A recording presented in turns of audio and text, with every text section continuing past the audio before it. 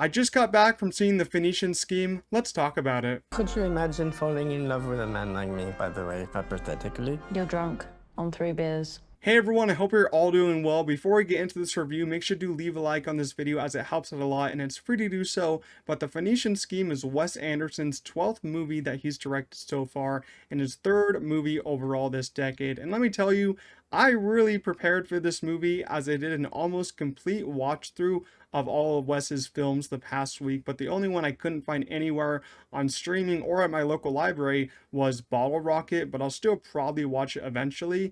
And even without that, I had a blast this past week. I think Wes Anderson is easily in my top 10 directors of all time, maybe like top 15. I just think that all of his movies kind of put me at peace and just are like comfort movies. Even his worst movie isn't even a bad movie. I don't think he's made a bad movie so far. And while watching all of his films this past week, I actually have a new favorite now, overtaking The Grand Budapest Hotel, which I know is the obvious choice, but it's not my favorite anymore. My new favorite is now The Royal Tenenbaums. It's a perfect movie in my eyes. Such a simple concept, but it goes so in depth with its characters and relationships. I really enjoyed it, and I really enjoyed this week watching all of his movies.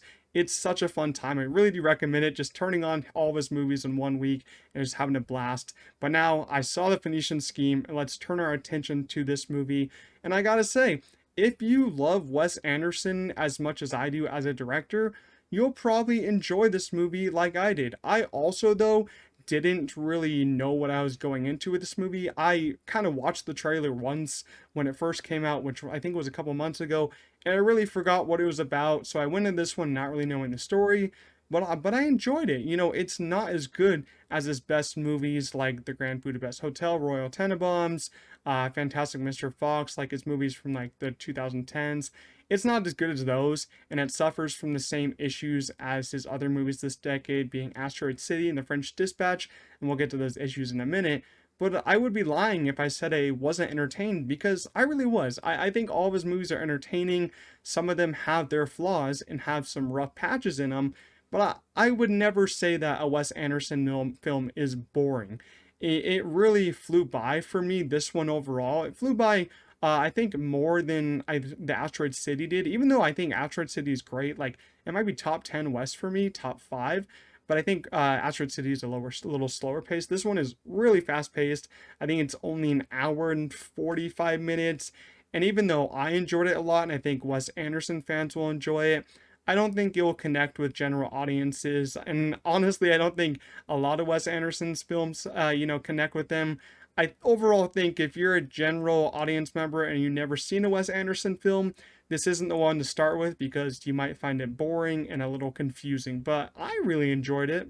I'm going to talk about my biggest flaw with this movie, and the biggest flaw overall is kind of like my biggest issue I've had with his movies this decade, and that's just that I think Wes Anderson has made his movies a little too complex.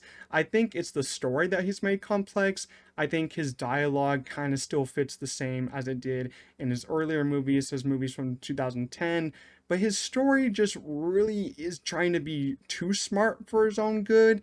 Because if you remember kind of his earlier films, it starts with, a simple plot line, a very, very simple plot line. But his earlier films, they have a lot more depth and they really go into the characters and their relationships.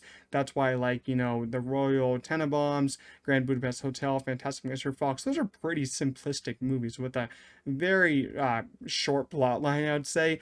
And now these movies, French Dispatch, Asteroid City, and now this one, they kind of have plot lines that feel a little all over the place and leave me kind of dissatisfied. And that's kind of only on first watch, I would say, because I felt that way on French Dispatch, Asteroid City. And then on second watch of those, I kind of understood a little bit more. I really enjoyed it a little bit more, but I still had to watch YouTube videos explaining what the hell is going on, because half of Asteroid City, I was like, what am I even watching?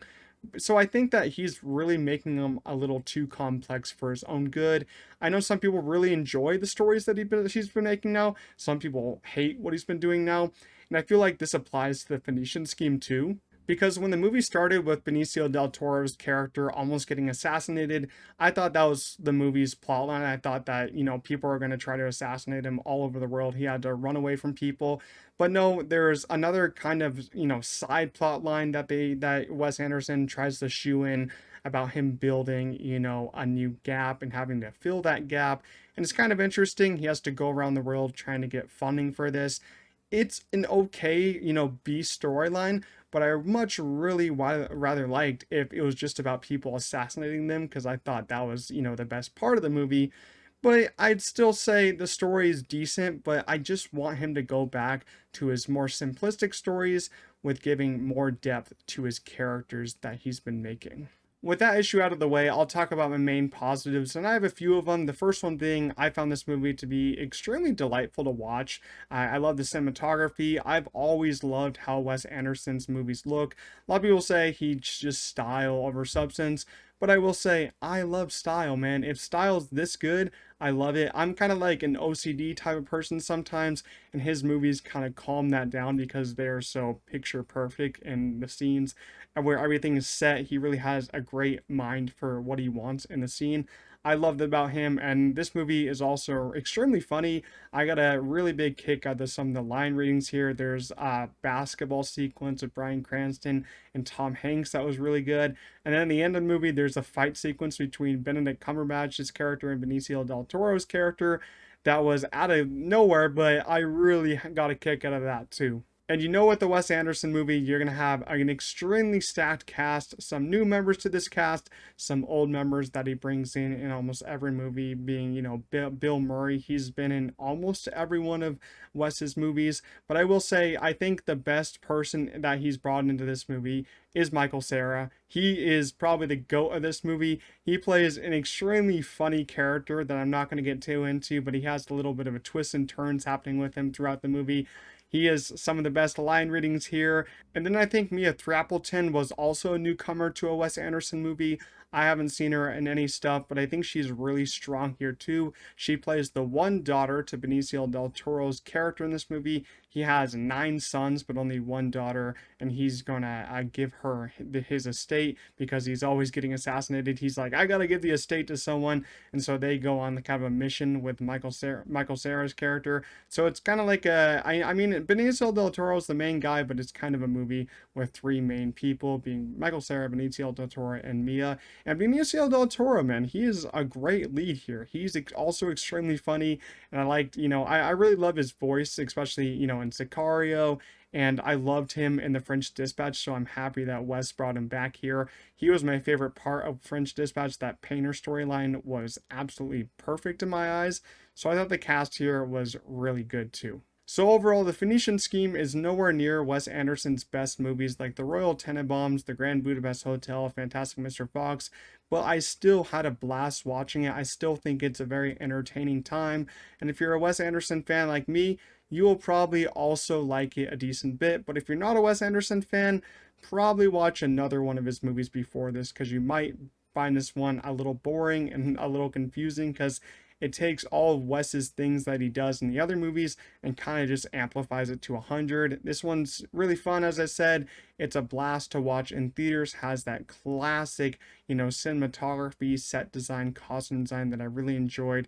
Great cast too. Benicio del Toro, as I said. Michael Cera needs to be cast in all the other Wes Anderson movies because he's fantastic here. So I really enjoyed this one. I'm going to give The Phoenician Scheme a 7 out of 10.